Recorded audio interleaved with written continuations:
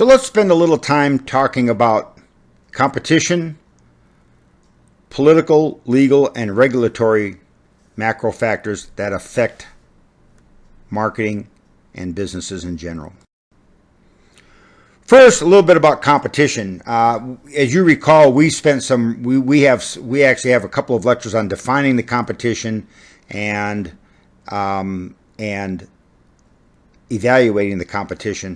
From an economic standpoint, of course, the idea is that there are four kinds of competitive marketplaces: pure competition, monopolistic competition, oligopolies, and pure monopolies. Of course, a pure monopoly being a situation where there is only one company or one organization supplying products. Here in Southern Nevada, an example of a pure monopolist operation would be the Southwest Gas or NV Energy.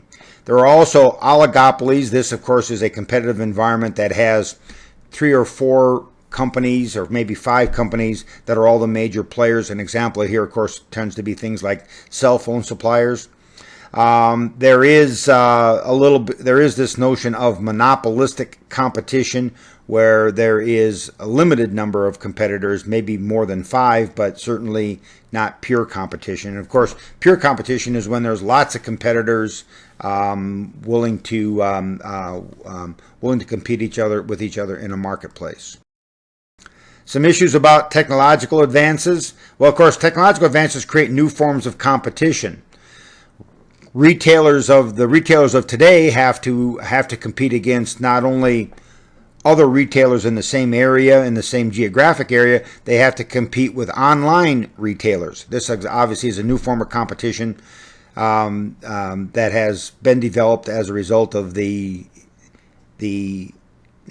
invention and proliferation of the internet and e-commerce. Now, of course, we have something called m-commerce, which, of course, is mobile commerce, people buying things on their cell phone.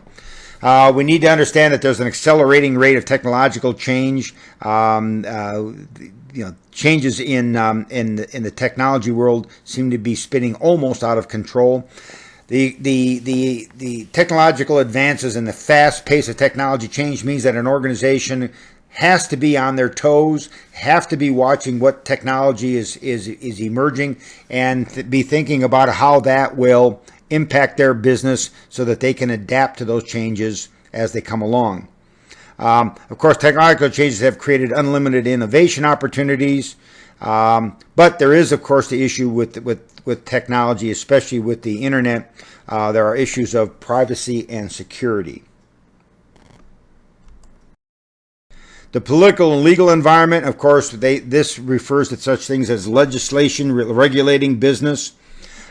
In many places, and in fact, I was just in New York, and New York has a ban. New York City has a ban on Walmarts, and they have once again reaffirmed that they will not let any of the big box Walmart stores into the 5 boroughs.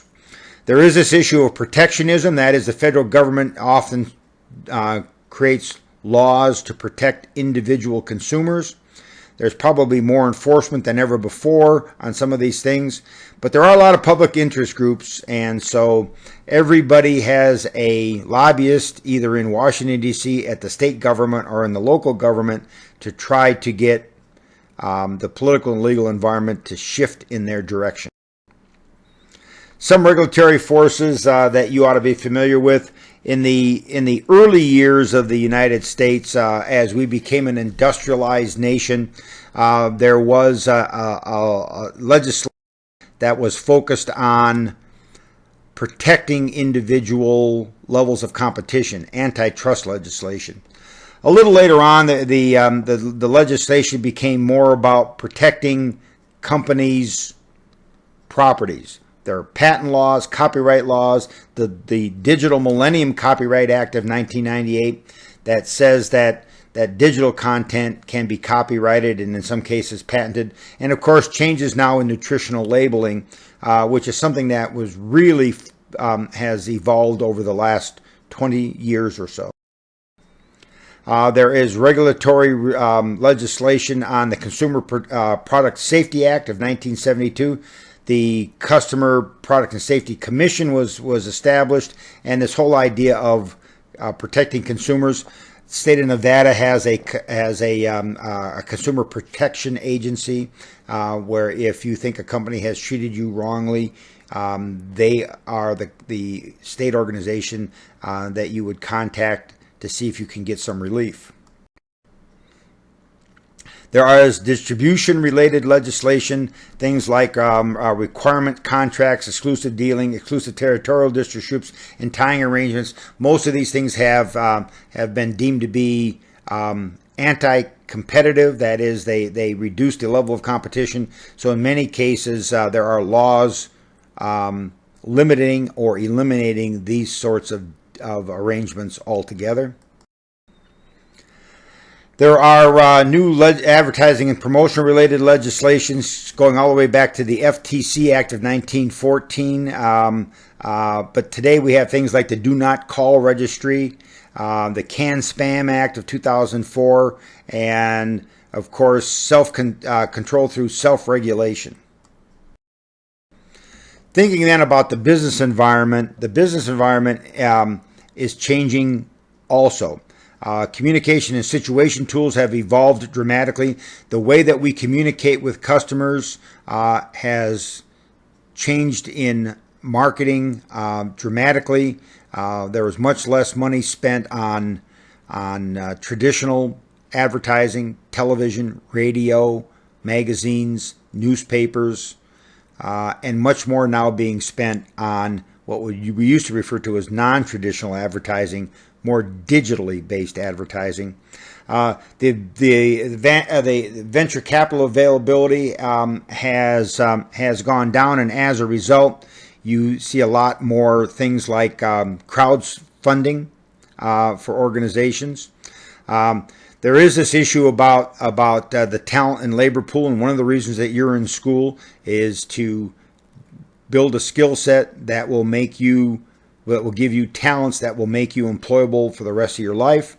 There is the issue, of course, of real estate and facilities, and one of the questions, of course, is real estate as important today as it used to be given the advent of the web? There is also the issue of transportation.